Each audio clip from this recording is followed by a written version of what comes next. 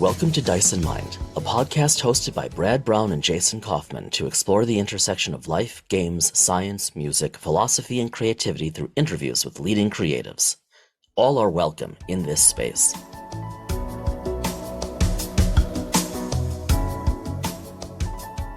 We've been talking about Pioneer since 2024. Right. So at the end of 2024, when we had Matthew Sprange on to talk about state of the Mongoose, and he teased us with Pioneer, Yep. that pretty much threw all of 2025 into a tizzy for us.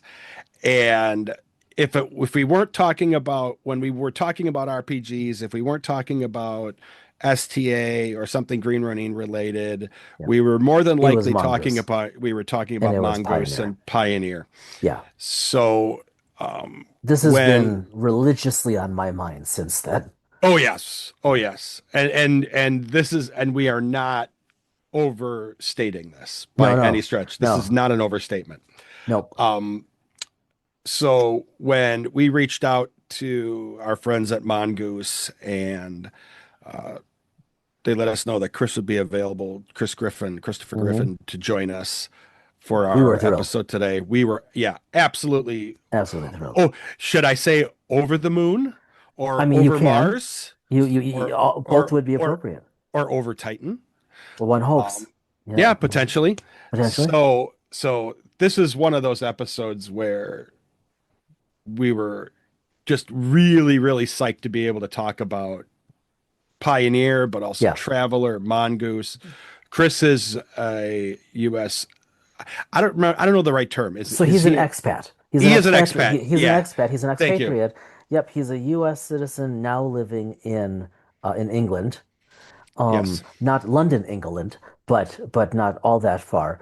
And just to kind of contextualize this as well for Dice in Mind, I think this discussion really goes right back to the roots of the podcast because it's all about one or more RPGs, Yes.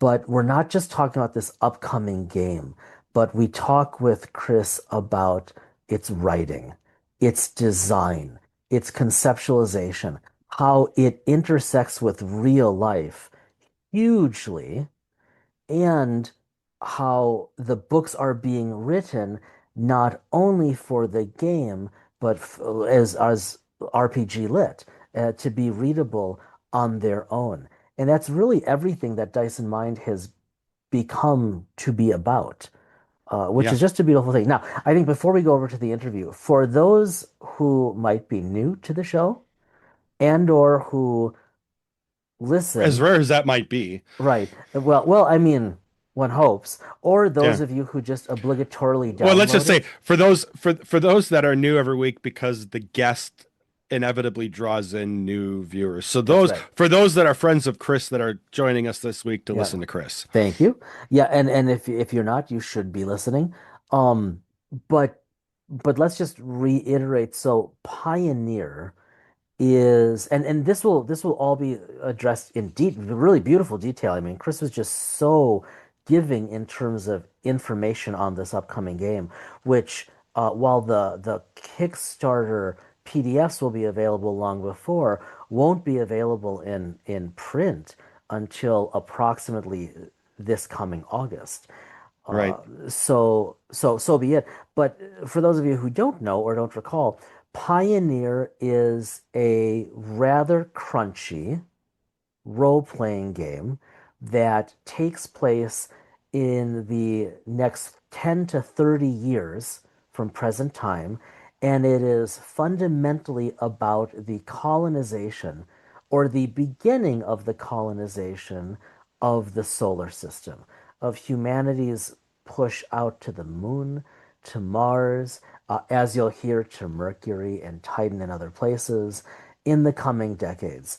And so, for example, there are no combat rules in Pioneer. The antagonist, the monster, if you will, is space itself. Yes. So this is something that you and I have been very much intrigued by, like you said, for quite some time, for well over a year. And I'm just the more Chris talked, the more enwrapped I became with this game and wanting to more than anything read it and revel in it. So we'll see. Yeah, I'm excited. I think we should head over and listen to us chat with Chris.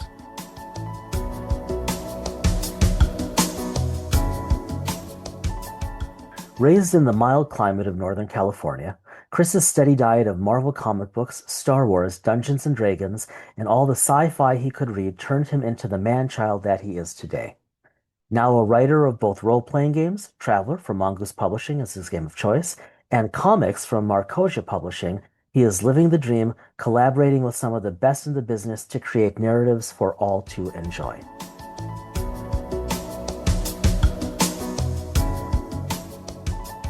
Chris, thanks for joining us today. I know you're coming to us from across the pond in the UK, and so we appreciate you joining us at the end of the day. But we have been really excited to have you come and talk with us about Pioneer because we have been like excited about this project for like for a long time. I would say Yeah. over a year, but Oh, it's it's been been long. over a Yeah. year. Yeah. Yeah.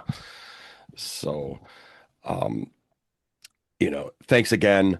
This is actually, like I said, very exciting for us. So, if you don't mind, let's go back even before we talk about Pioneer. Yeah. We'll definitely get there.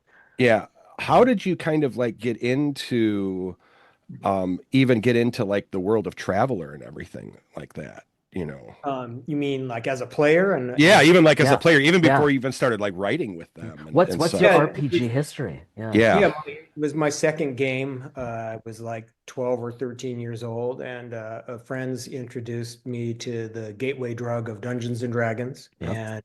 But I was always more of a space opera fan. We're talking 79, 80 here is the year. And I so Star Wars 2001, A Space Odyssey, all the science fiction, space opera type science fiction that had been out had been just sort of my clarion call that I answered to, and so I thought, wouldn't this is cool, this fantasy game, but wouldn't it be great if there were a sci-fi version of this? And I went to the local hobby shop, and there was this little black, elegant little folio-sized black box, and that was the original Traveler. So that's how I got into it. The first game, now called Classic Traveler. Right. And I mean, to look back now, like, did you foresee any of this happening? No, no. I mean, it's been one of the key things of my life is Traveler. That and probably certain comic book fandom and science fiction fandom as far as reading and watching films. Traveler is a cornerstone of my interests and has driven me to so many things. It spurred my learning about space and science and knowledge of technology. And I had no anticipation of eventually being a career or that could even be a possibility, but here we are. That that's really cool. I mean, to come full circle like that. Like, I mean, to get to like play for work in the space that's been a love for so like lifelong. I mean, Yeah, and technically I'm part owner now. I mean, we have an employee-owned yep. model at Yeah. Mongoose, and we own the IP to Travelers. So I'm an inheritor of the great creation of Mark Miller and Lauren Wiseman, Frank Chadwick, and all the rest Amazing. made the game. Amazing. Okay, so let me ask you a question, and I respect if you can't give us a really unvarnished answer because, at Mongoose, obviously you've got a lot in your portfolio, right? So you might have to be a little political with this, but I don't think you will be, given we've talked about this with Matthew in the past.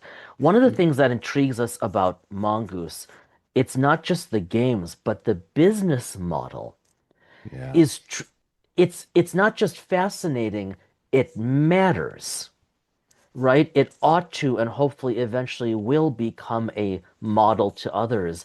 If not in the industry, then out of the industry. It's not a co-op, and yet, Right. um, and I'm curious to whatever extent you're comfortable sharing, because we've only heard about it from the CEO, which is not quite fair. What's it like for you with that model being there? I think it's great because the stable of talent that I work with they're all really great to work with. That we're all very different.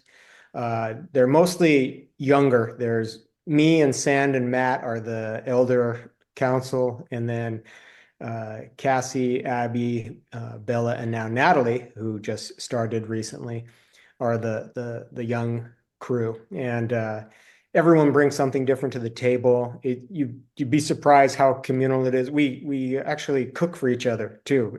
We take turns. Today was my day. I made a nice salmon with rice today for everyone, but I've got some other Oh, recipes. cool.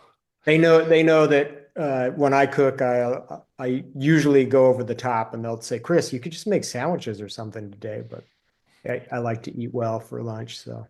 Oh Uh, wow, wow. yeah, so we really do work together in many ways, and all decisions are made by the group, and different personalities add different things to it. Some people are more analytical, some people are forces of nature who know how to push things through. Yeah, It's a really nice collection of experience. that's And incredible. then there's Matt, who founded the company Yeah, with his friend yeah, 24 years ago. And I yeah. mean, to make this company to proceed towards employee ownership is really an act of beneficence by him. He doesn't have to do that, but I think it's a great way of doing things. So I mean, we're biased, but we agree. Like Yeah. business ethics wise, it's remarkable. It's so unique. it's unusual, and I Yeah, can't believe he's done it. But Matt's a good dude. Well, that's and cool. you know That's here cool. coming from the States and having worked with other companies, so you kind of have Not our entirely the you same. you come from our angle coming from the States Yeah. looking into it. It's just something we don't see here. No, And not usually. Mhm. Yeah. I worked in tech for over 30 years, and public companies. I worked for companies that were startups and then went public. And it's always like, I don't know. I don't want to speak too harshly, but Yeah. I'm glad I left that world behind me. It's just I couldn't do it anymore. I got rather cynical about it, and I'm much happier to be where I am. So I mean, clearly, like you can see these threads connecting in lovely ways, but what brought you into tech and tech in the Valley? And then now you're at Mongoose. Yeah, I went to college in Southern California at UC Santa Barbara, and then I Mhm. wanted to go back home to the Bay Area, and I wanted to get paid. So tech was, as far as I could tell, as a recently graduated 22-year-old, where I was going to make some money. So Yeah. I forged my way into technical writing and did that. Oh, cool. I mean, so you went into technical writing and this 22, this would have been like in the 90s? Yeah, Uh, yeah. I mean, that was still, I mean, tech writing like is a field. Like now tech writing is a field. But that was kind of avant-garde. I mean, were they calling it tech writing? Had you like majored Oh in yeah. tech writing? Okay. No, no, I got an English degree. Yeah, So yeah. But even in the program specifically, like you knew you were interested in technical writing. I knew I was going to do something related to words, and being Okay. in the Bay Area, being Silicon Valley, that Yeah, was back fair. then. We had newspapers with want ads, and you could Yeah, see, and they yeah, post the salary on them most of the time, yep. which back then was way less than people get now. And it seemed like technical writers had the highest salary. So I just Yeah.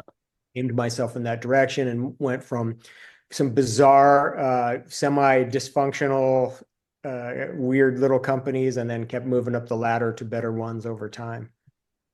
And then because obviously you're writing now, Yeah, and well, on Pioneer, sort of technical writing, I suppose.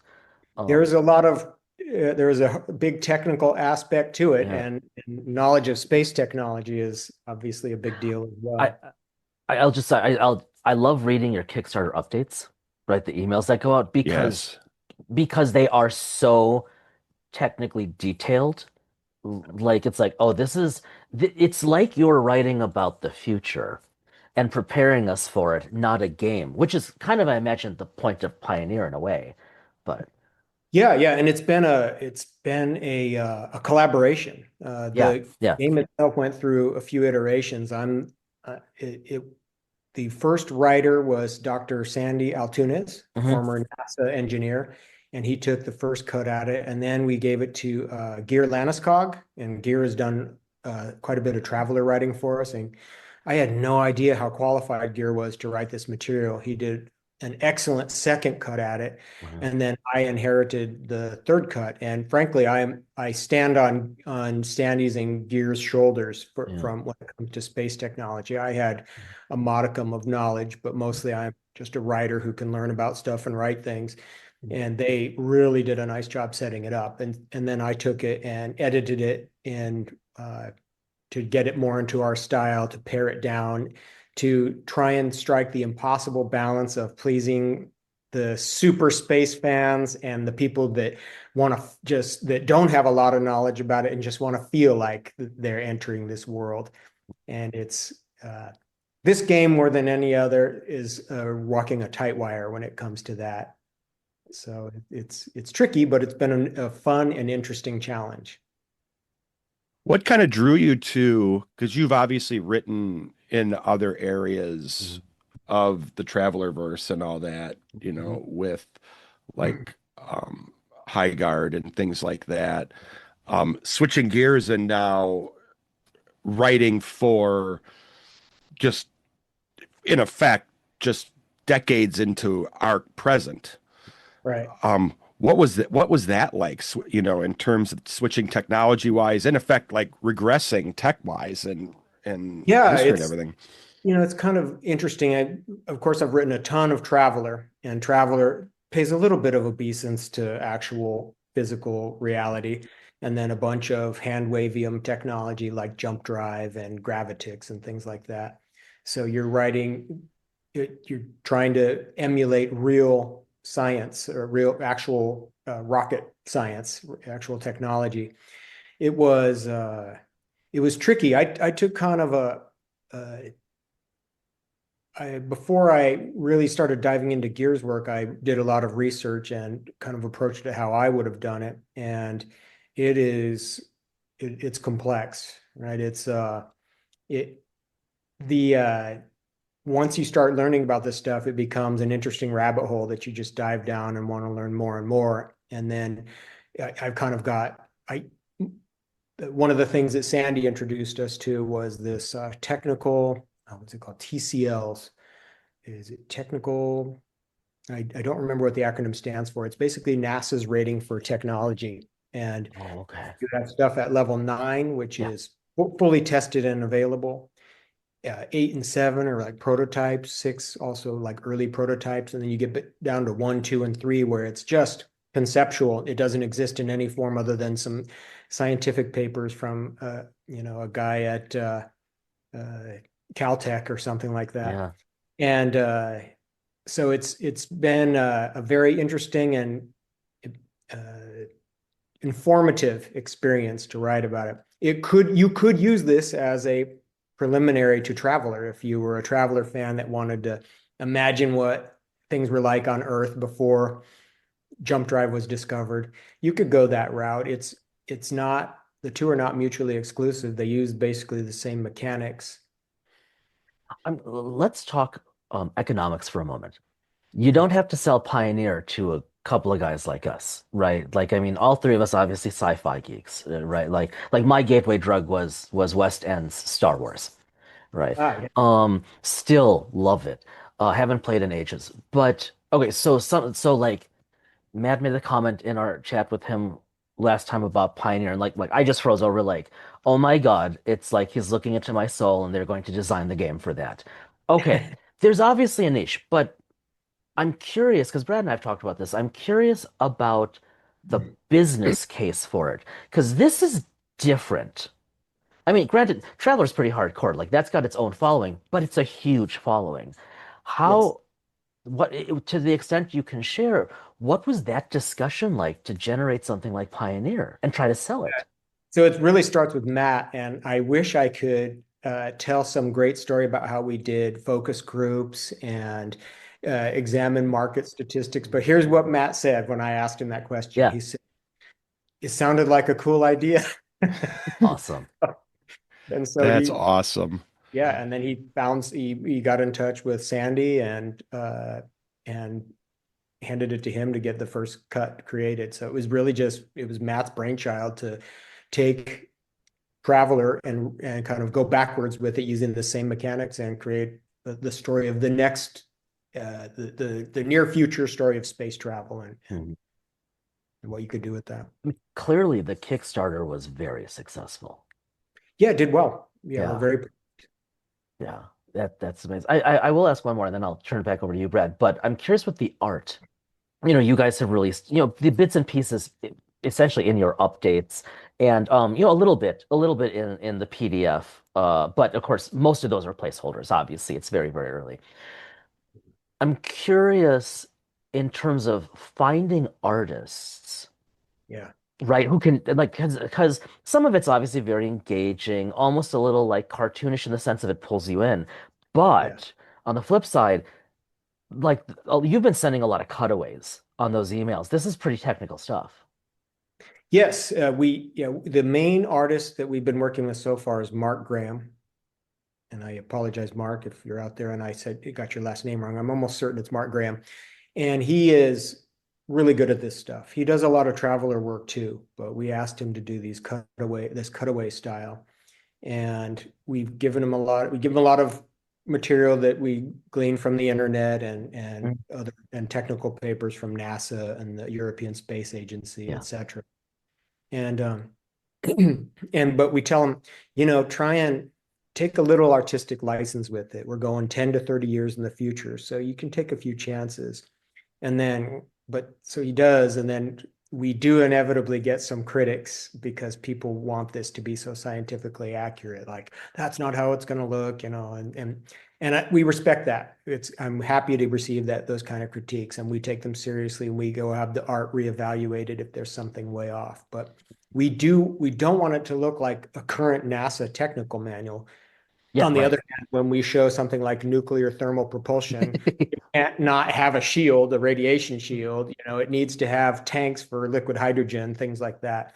It can't be ridiculously imaginative without keeping the science in mind. So Mark is the main guy doing the rockets and other spacecraft.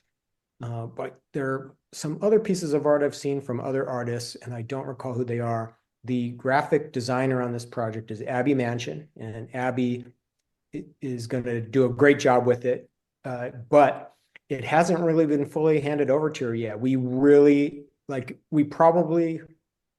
would be nice if we were further along, but we really wanted to get the core rule book right. So even though we had it written before the Kickstarter was done, I went over it with a fine tooth comb. I just finished last week and turned it over to Bella. And Bella is evaluating from the perspective of so while it's very technical, these books are also to entertain. Yep. And it's, to me, a role-playing game book should not only present you the rules, but it should be fun to read. Yes. And Bella's job is sort of, if she gets bored, she's supposed to tell me, or if she gets lost, she's supposed to tell me, and then I kind of rewrite it or add something to add a little color to it. And so we want this core rule book to be really great. And I'm just really happy with how it's coming along. We talk a lot about RPGs as lit. Thank you. I know. Bring that up. I know you're going to, and so like I've been telling Brad. I mean, I literally said to you, I think last week on the phone, I'm actually looking more forward to reading the core rule book than playing right away. I just want to get in there and absorb it, live in that world. I hope you're as pleased as I expect you will be, because Wonderful. we have made an effort to make it not just technically accurate, but also narratively interesting. And it's been a bit of a, trying to find that right happy medium where it's, I've cut stuff that could have been interesting to someone who really wants a deep dive on the engineering side, but we do have a section at the end, the rocket science section, that provides a bunch of formulas if you really want to have things scientifically accurate. And even then there's fudging. We just can't do this. You can't do a game to that level of complexity. Yeah, but we call that school, right? Yes. If you want a degree in astrophysics or rocket science, then you can get that. You won't be able to achieve your PhD by reading our core rule book, but it is an attempt to capture that as best it can and make it an interesting and fun game. And I would be remiss if I didn't mention it really early on. A couple things about this game that are in the mechanics. One is that the primary adversary in Pioneer is environment. Yeah, You have love that. environmental challenges. Yeah, and on the surface, someone could say, "Well, I'm used to chopping something with the sword or shooting something." It's not. That's not really what this game is about. And yet, I can think of thousands of scenarios that could be super fun and engaging using this game. Especially the more I look into the solar system and where we could go, and then reading about it. And the other thing is it has no real combat system. There Yeah. is no combat, and you can have a combat skill because, of course, if you imagine the type of people that are going to become astronauts, plenty of them come from Mhm. the armed services. For example, I recently read when researching one of the things we wanted to talk about was how often your pioneers would get sent into space, and I thought it doesn't seem like astronauts get sent that many times, but I saw that the record was an American astronaut who'd been up like 13 times and Oh, was an ex-Marine. So the guy certainly knows how to shoot a rifle. And I mean, every Marine is a rifleman. And so there is a combat skill, but you resolve combat in a very abstract manner because really it's not the point. If you really wanted this to become that kind of game, you can import Traveler's combat system, but it's not as such. It's not designed to be that. Yeah, I think, I even talked, you kind of alluded to it before. I even talked with Jason. I could see that you could use Pioneer in conjunction with Traveler and create a little play on words like an epoch, EPOCH, Yeah, and run, something from just, like I said, just decades from now all the way into and play into the Third Imperium if you really wanted to, good. Yeah.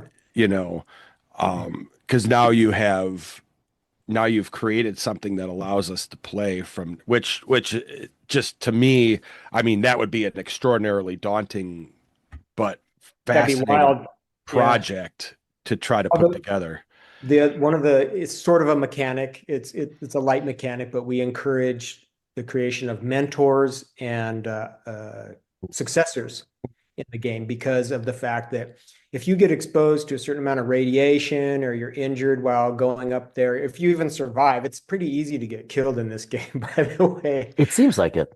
Yeah. Yeah, because it will be. Yeah, it's very dangerous. Space is horrifically dangerous. And but you have a path by which you can have a successor character Mhm. that you imagine as sort of your apprentice or Mhm. something like that. And you could pass on the baton to that person. You could do that all the way to Traveler when I think if I remember my Traveler history correctly, it's either 2187 or 2189 when Jump Drive gets Oh, discovered. so not that far. No, no, yeah, no, Hmm. not that far at all. Although Pioneer technically covers just the next 10 to 30 years, Right. but That intergenerational mechanic, and obviously we don't know yet how that works entirely, but you've written a lot about it. Like that's come up over and over, and that particularly intrigues me for just what you're saying, that this is a one could play a multi-decadal game or have create a multi-decadal narrative yes. and still have that through line. And I'm going to say this, and please don't misinterpret that I'm searching for spoilers. We don't do that. Although I will just say, Pluto, please get us there. But I like starting, in a few years, and then 30 years out, you with that mechanic, that intergenerational, that successor and mentorship process, you actually, I mean, it sounds like it really does provide a way to continue that story without having to break it up. And Yeah. as we expand out into the solar system, like that's really unique. So when I look at this, like that's Ben Bova to me. Like it's like you guys have figured out, you've cracked the code of let's take his grand tour and now let's live in it, which is just remarkable. Yeah, yeah, and other authors like Stephen Baxter has written some pretty good stuff too. I've got Mm. his Titan on my shelf. I want to read that Oh, one I haven't because read that. yeah, it's a NASA expedition to Titan. is his Hmm. story. So I'm curious to read that, and he's super technical, so it should be interesting. I can sort of spoil things. The early part of the game will be is focused on the inner solar system, Hmm. because that's what we're going to be focused on in the next few years. And the first thing we've got the mission control book, which will be a companion to the core rule book, and Yep. that takes you a number of places, including a trilogy about establishing the first moon base, and then several other things. A lot of them happen in various orbits, Hmm. like low Earth orbit all the way to geosynchronous, and the Lagrangian points also. And then the moon and Mars, and then you could establish some kind of a mission to Venus if you wanted. Wow. You're not going to get to the surface, not with current materials technology, but there that you could do that based using the rules of the game. And Mercury. Mercury is something we currently, it's on the schedule in the future, I saw that. establish a book. I'm getting ahead of myself. The third part of that you're getting with from being a Kickstarter supporter, and will be Yep. the third product, is the Ares Ascendant, which is Yeah. a Mars Hmm. mission Hmm. designed to enable you to structure a campaign around going to Mars. And then after that, we would like to do a Mercury mission. I'm not sure why we would send people there, but we'll get around to that. I'm sure we'll come up with a good reason. It seems like it's very difficult to get to. Yep. Uh, I, I, I only learned that recently through my studies for this game, Yeah. because of its speed. The speed Yeah. at which it goes around the sun is the main thing. And then temperature issues, of Yeah. course, are. Yeah. It took Uh, Messenger years to get there just because it had to slow down. Yeah. yes, yeah, and there are ways you could get there. Most of them will take a long time. Uh, I appreciate you brought this up because I've been curious since that first comment online about Mercury. I think that's really cool, but why Mercury?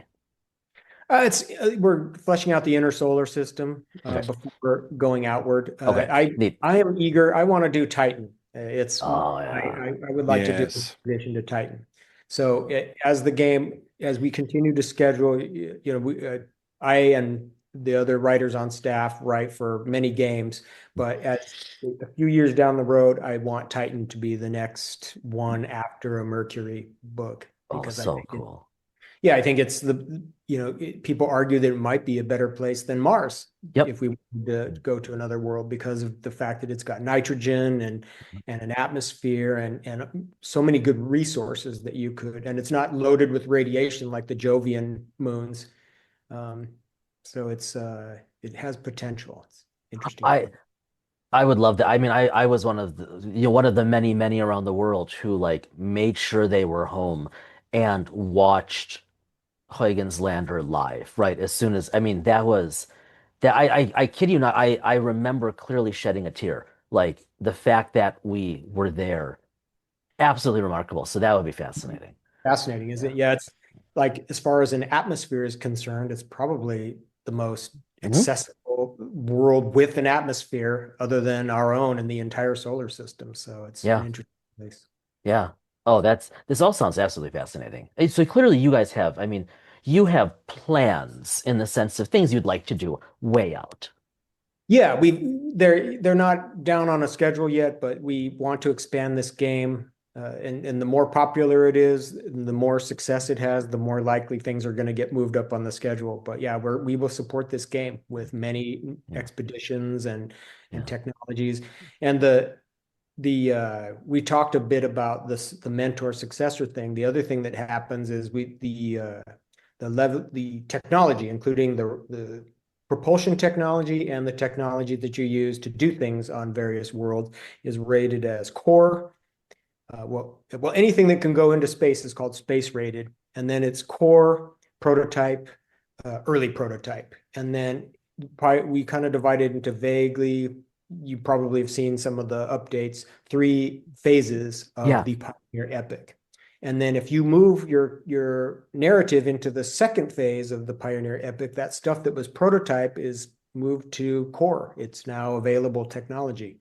Mhm. And then the stuff that was early prototype is considered prototype. And then, as you get to the third phase, everything becomes core and the highest technology is available to you. The propulsion systems like plasma pulse rockets are now Okay. just the norm and have an application. Yeah. And that's what opens up the outer solar system, presumably. Yes, yeah. Once we can easily accomplish that, you have the Delta V to get out Mhm. there easily, and I mean, I don't know what we don't. As you move through those phases, we don't have what the next prototype and early prototype. We'll have to present that as we get deeper into the game. I don't know. Do you have cryogenic technology where people can be suspended animation of some sort? I don't know. We'll have to see. It's difficult to imagine to a certain Yeah. level what Yeah. technology be, and Yeah. you can go ahead and just go out on a limb and imagine it. But I mean, we don't even know when cold fusion is going to be possible. It's always right around the corner, and we Mhm. never get there. I mean, they were talking about it in the 90s. Like there was the discovery, I forget where the I researcher, remember. yeah, Mhm. and wow, that's exciting. As a Traveler fan, we're going to have fusion by 1999, and yeah, we don't. Yeah. I mean, they do. You can make a fusion reaction, Yes. but Mhm. it is not efficient. No, defeats the point. Yeah, What was it absolutely. like relocating from California out, over to the UK? How was that to adapt to just as someone, I'm just curious personally, as someone who's lived here in the States his whole life, what was that like for you? Yeah, it was a bit of a surprise, little culture shock. I mean, not entirely, right? We're very similar. Uh, Obviously, some people joke we are separated by a common language because there are so many accents here and we have different slang and stuff like that. But it was a little bit of an adjustment. About 2 days in, I called my girlfriend. I go, "This is not going to work out. I'm out of here right now." And there was no reason for it other than it was just different. And but no, I've gotten very acclimated. I really love Britain. I love traveling the country. I love the culture here. It's uh, I it's interesting. So I've spent a lot of time in Colombia too, because that's where my girlfriend is from. And the one thing I love about their culture and a lot of Latino cultures is the friendliness and the respect. And I think it's built into the language. When you make eye contact with the person in Medellin, Colombia, you say buenos dias, buenas tardes, or buenas noches because that is being polite. You don't, if you look at someone and then look away, it's like you're a sociopath. In Britain, they don't do that. No. And it's not that they're disrespectful. It's that is what they translate as respect is I'm not going to bother you. I'm sure you're doing something. But if you say, hey, good morning, oh, they're the friendliest people you'll ever encounter.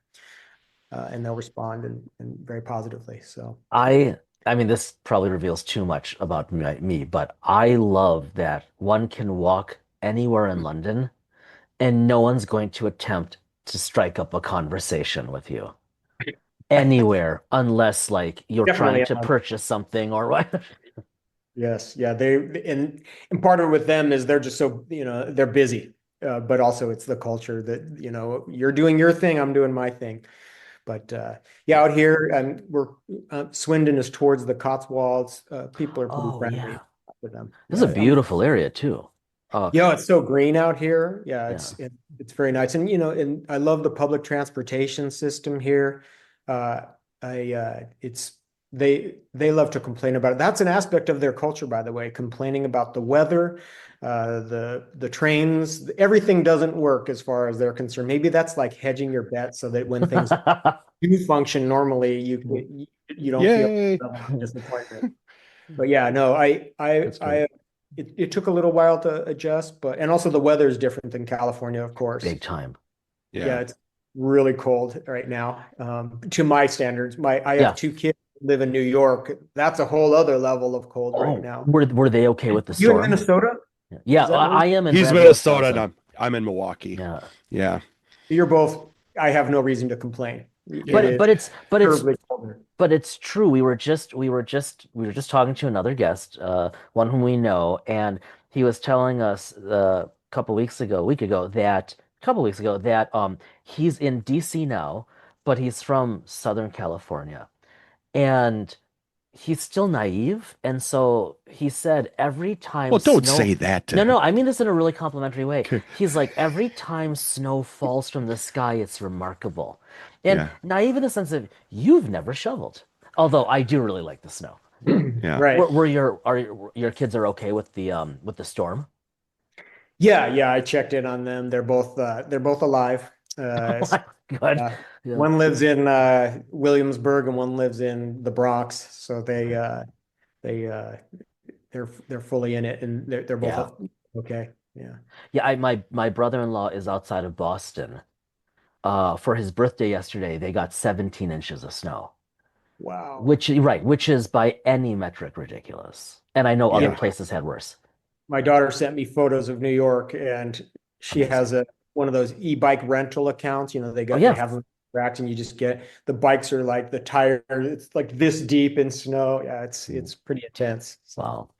I so have yeah, the weather's different here. It rains. It's Yeah. been an adjustment, but I love it here. And Neat.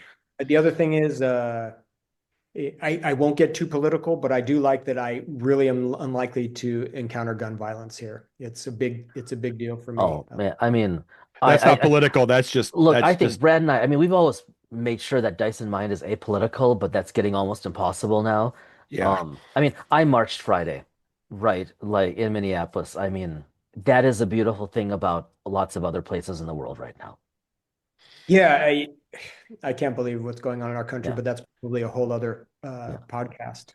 So I'm curious, since you opened that can of worms, I'm curious as an expat in Yeah. Britain, um, what's it like there? I mean, I don't mean for you personally, but like, what's it like there as people talk about or the news talks about what's happening here? Because obviously there's been a relationship between the countries, right? Obviously going back to since the beginning of A this one. special relationship, I Well, think no, is no, what but they I, call it. Oh, Yeah. right, but truly, I mean, my experience is that Britons tend to be aware of what's going on here, much, much, much more than the other way. I'm just 100%. curious what it's like, especially for you as an expat. Yeah, it's you know, they are most people are shocked at what's going on in the US right now. They don't understand it. And they they my coworkers asked me since I'm the expert being the Right. American, why is this happening? I said you know and I provide the best explanation I can. Mhm. But yeah, they follow the news. They know what's going on. Mhm. Britain's got its own challenges Yeah. too. It's got a right wing, Yep. and it's got people that are anti-immigration and things like that too. So Mhm. it's uh, they, thankfully they're not crazy. There's a certain dignity to their culture that not that we lack that. There's plenty of wonderful, dignified Americans, but it's almost ingrained in them in a way that's Yeah. different in general. Most of them aren't in government right now, but I won't say that out loud. No, no, No. yeah, that's Not in our government, but I didn't say that. or theirs. They, as my coworkers like to tell me, British politicians can be bought for very cheap. Hmm. Yeah. Um, Bringing it back to Pioneer, Yeah. being mindful of time. Then I'm turning it over to you, Brad. But I am very curious because of when we're recording this. So this is the end of January, peeling back the fourth wall. This episode will, as everyone out there is listening to this, it'll be about a month. It's the end of February when this drops. Mhm. Because of what is the nature of Pioneer, Yeah. right? So as we're recording, and as Master Yoda said, difficult is the future to see. Who knows what will happen with this timeline? But 4 days from now is the scheduled first attempt at a wet dress rehearsal for Artemis 2. Mhm. And a week from now, approximately, is the first window for an Artemis 2 launch. And which, I mean, my concerns, my aspersions, aside about where we are versus where we could have been, I'm Yeah. I love the mission. I'm totally for Artemis, and I can't wait to get back out to the moon. But for all of you who are writing Pioneer, who are drawing Pioneer, and all the who are triple checking and quadruple checking the mechanics, like just all of these different elements, or just like project managing. I'm curious what it's like, and if it matters at all, like right now, as you're putting the finishing touches on. And this is actually happening in real life because it's basically the game. Yeah, yeah. I read about Artemis and know the basic mechanics of it, and to some extent we imitate that. Hmm. The game tries not to be too not to be exactly predictive. We're not creating a lore with Yeah, it. A yeah. little bit. Either I added an impetus in the introduction. You'll see it when you get the core rulebook that adds a key. We kind of drop a little bomb in history that adds to the story, that gives a reason for things to happen. And the Mhm. game, as Sandy describes it, he likes to think of this game as a hope punk game. Have you heard this Yes. term? Oh yeah, absolutely. Yeah. Yeah. Okay, it was new to me until Sandy Oh, told it to have me. you ever read Becky Chalmers? Yes, is that Okay. hope punk? I thought it was. Yeah, I read the whole Wayfarer Yeah. series. Yeah. Okay. Yeah, Yeah. yeah, it is kind of positive, isn't it? Hmm. The characters face their challenges, but ultimately it's a pretty positive outlook. Yeah, so Pioneer seeks to be kind of a hope punk. Right now, Nice. sometimes I look at the daily headlines and it's hard to imagine. And then I wonder, one thing I think we can fairly predict, and I'm sorry for our Russian listeners, is that they are in deep trouble as Yeah. the future space program. If you want to look 10 to 30 years in the future, I don't think they're in it. Yeah. They're just going to fade. However, China is a big Oh deal, man. and they're doing great, and we don't talk to them. So Hmm. you could change that in your history. We don't say, we don't make China the enemy, and we don't Right. make the Right. United States the hero. We Mhm. talk about it. If you look at who's doing most of the launches, of course, it's the United States and the ESA and still Russia, and China. But you can take it and make it however you want it to be. If you want the barriers have come down and China and the US are working together, you can do that and then just make it human versus environment.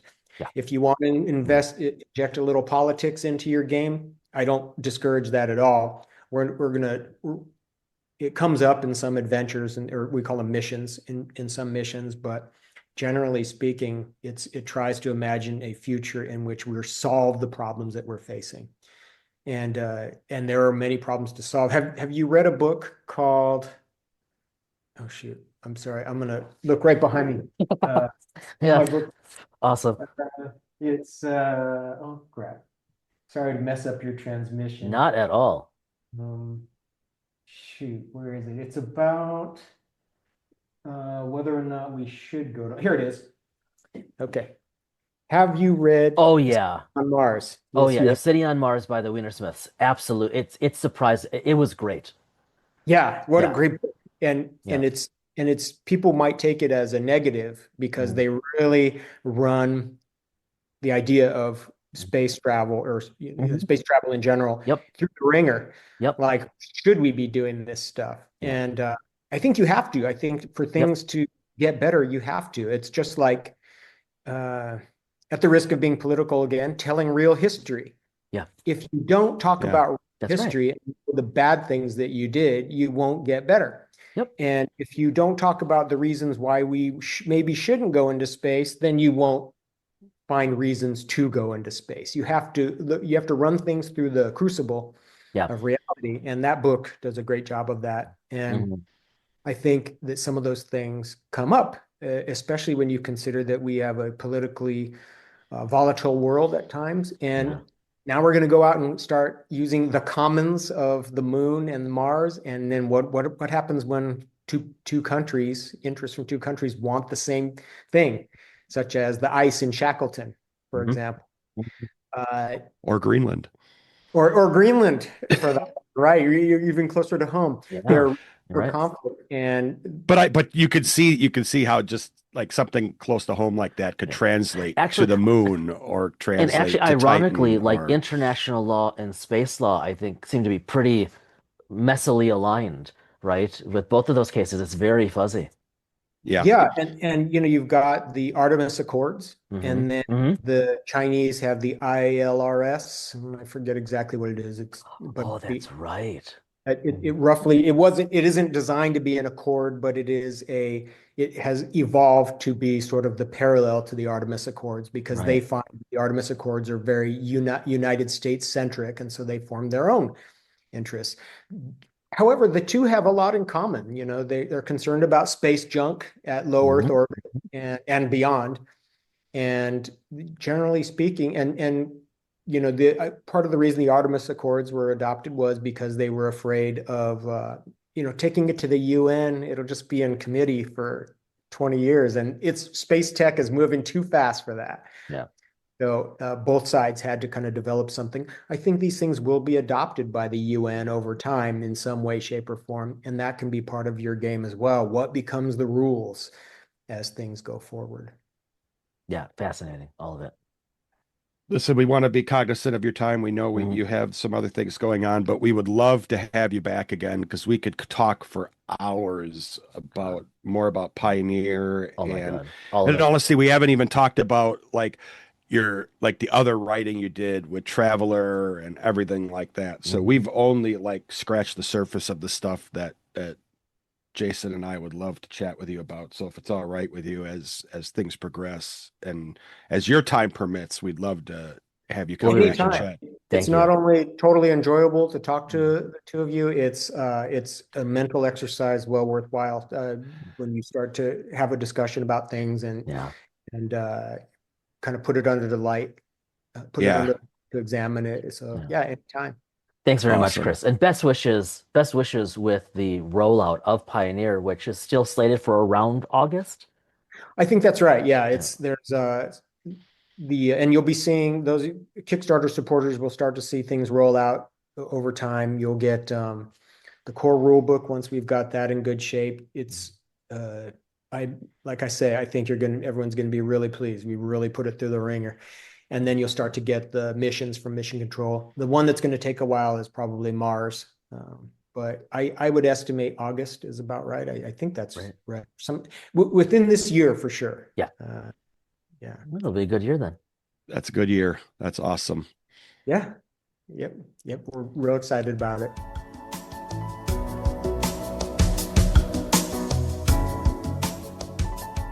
Thanks again, Chris, for joining us. And again, we're gonna have to have you back now that you've been here once. We're like a really bad drug that once it's in your system, we never leave. So I we really know, need to edit this out. yeah, we know that you'll join us again at some point. We are very much looking forward to it. Um, let's head over to um, Loon Cafe. We should. And before we do that, I was Yeah. actually talking to someone recently about the idea of like opening a coffee shop. And Go on. I haven't had a chance to talk to you about this because No, no, you've I've been been traveling. traveling. Yeah. And they were they're in Madison. So west of me, southeast of you. Hmm. And I was telling them about how on our podcast we actually have a virtual coffee shop Right. called the Loon Cafe. Yes. And they're like, that would actually be a really good name for an actual coffee shop. And I'm like, I think so. I think you actually have seen one actually called the Loon Cafe somewhere. And we just talked about We this did. recently, We did. you Yeah. know. But if it is not actually like trademarked or copyrighted, um, I think we should actually like go out and create like a logo or something for the Loon Cafe. We've Why dinked not? around with this before, but I think I might have to like It's not a bad idea. enlist Skynet, I mean AI Right. to do this over the next couple weeks. That seems So, fair. but uh, I digress there for the moment. What has been now you've been traveling, so there really hasn't been anything on your desk per There's se. nothing on my desk, but there's definitely something on my mind. Okay, what is that? So as you know, as we're recording, uh, uh, approximately 48 hours ago, 47 and a half hours ago, I got home Right. from a trip with my brother overseas. Um, and it was absolutely remarkable, a truly new experience for me, for us. I've been fortunate to do some world traveling, but this was another level. And it was just really, really wonderful. And it got me thinking. And I actually brought this up to my brother a little bit while wandering in the streets with him in one of the towns that we visited. But it got me thinking about the wonderful diversity of humanity and how even just on this one little planet, there are so many different ways to live and so many perspectives. And then naturally, that gets one thinking, especially in regard to a sci-fi trope, but also you could easily have it in terms of a fantasy trope. That one of the things I find most interesting in role-playing games is whether it's the concept of idic in Star Trek or like anything ever you see on screen for Star Wars, right? Traveling the galaxy. Or maybe it's more Tolkien-esque, where you have a handful of major peoples who populate Middle Earth. But either way, you have this fascinating diversity of peoples and histories and perspectives. And when they interact, you have these fascinating stories, these fascinating opportunities for play.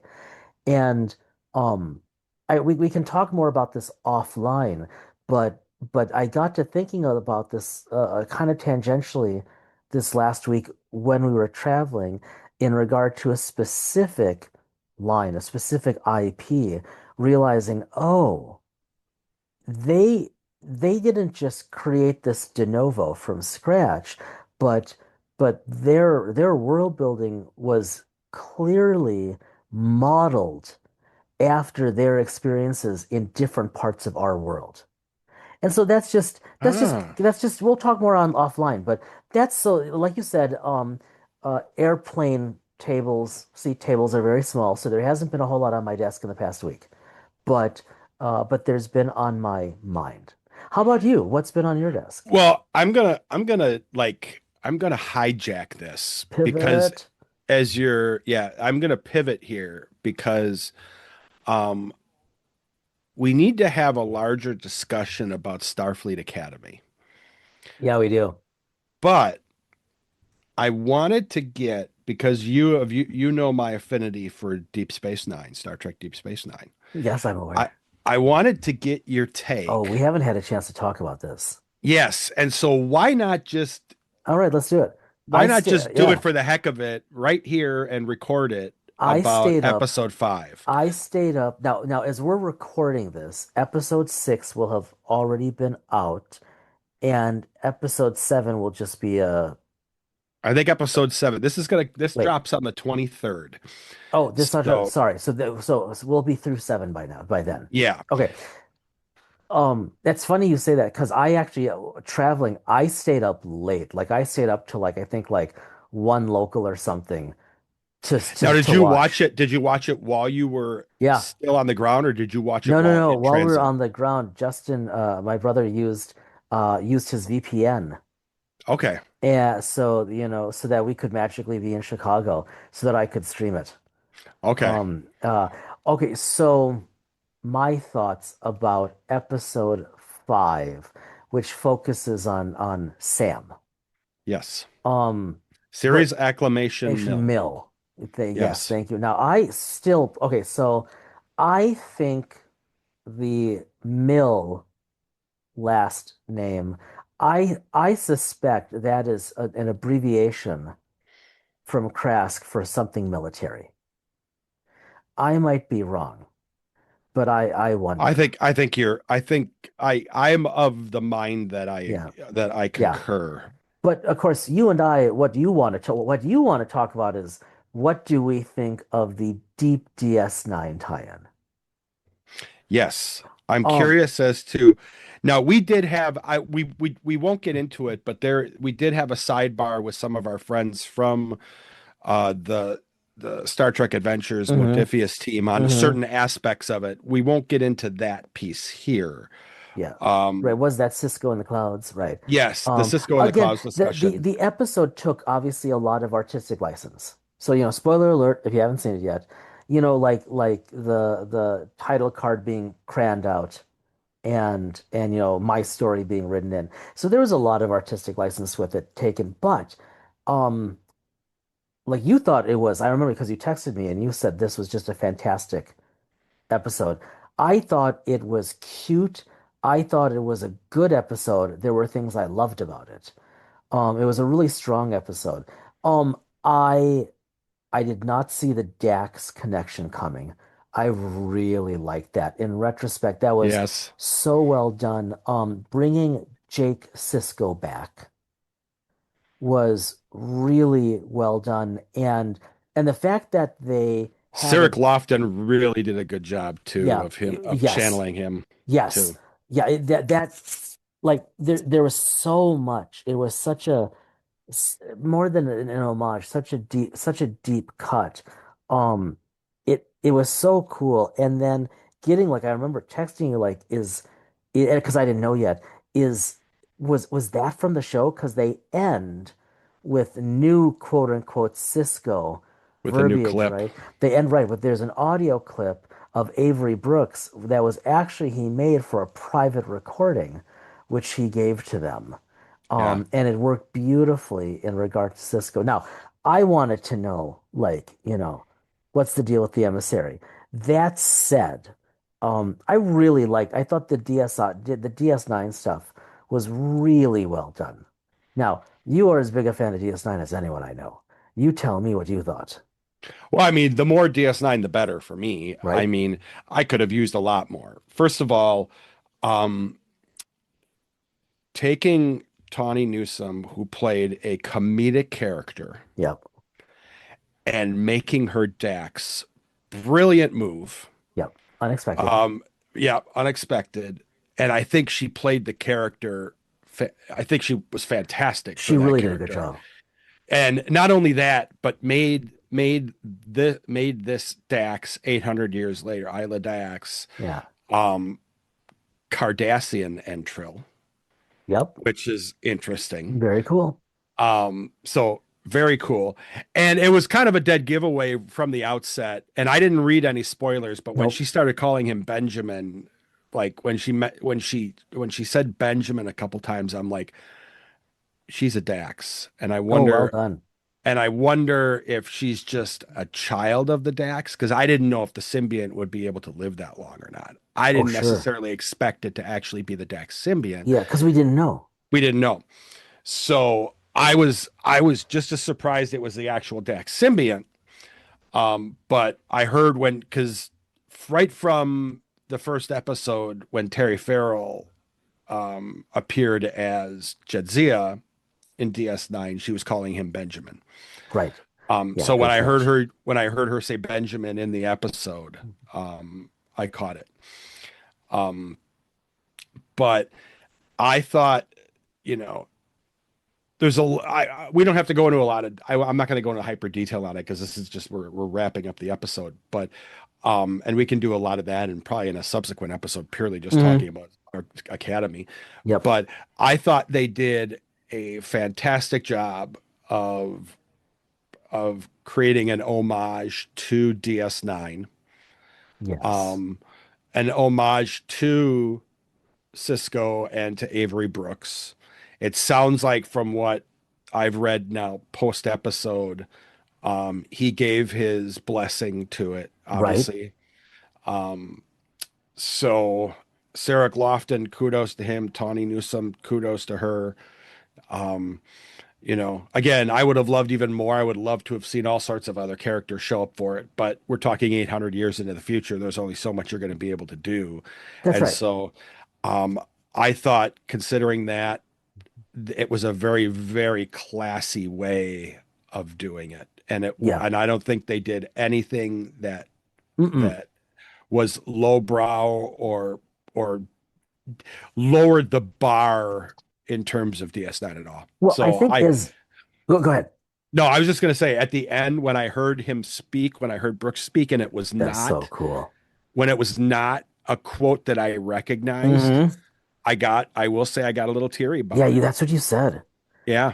It was very that was beautiful. Yeah, it's Tawny Newsome afterwards was interviewed about this, and we both read this stuff now in retrospect. And one of the things she said was, first of all, like I think DS9, right? That's her first that is her Trek.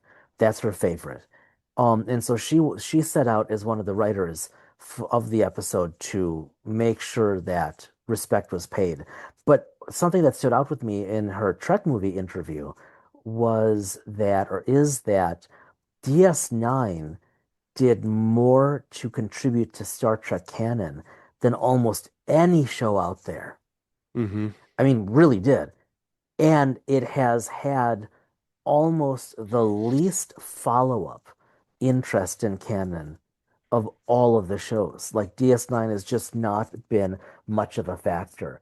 And like you and I talk about DS9 related things all the time when it comes to Trek, because what about all the galactic politics and the history and the characters? I mean, there's so much there. Right? You look at Yeah. Worf, and so much of the character in Picard is still the result of how he was reforged in DS9, not just TNG. Yes. Yeah. So Yeah. So I thought it was really it's well. a I good thought episode. it was a very classy Yeah. episode. Yeah. And I Yeah. really and I thought when I first saw when it first started, when they had kind of like the some of the Hmm. scripting and Yeah. changing done at Yeah. the beginning, I'm like, okay, Uh, uh-oh. this is yeah, I was like, okay, Uh-oh. what are they doing here? And then I realized it was a Sam episode and they were trying to make it feel different, like a Sam episode. Hmm. But I'm not, there are a lot of people out there that are just not fans of it, the show. I like the show, but I Yeah. don't look at each show as it has to lay the exact DNA as any prior show. And none of them Um, ever have.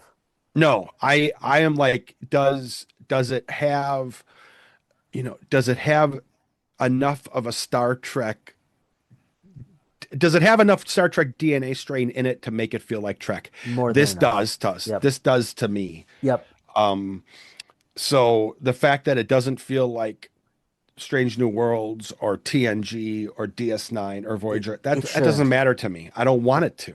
Because every one of those shows had its a distinct feel.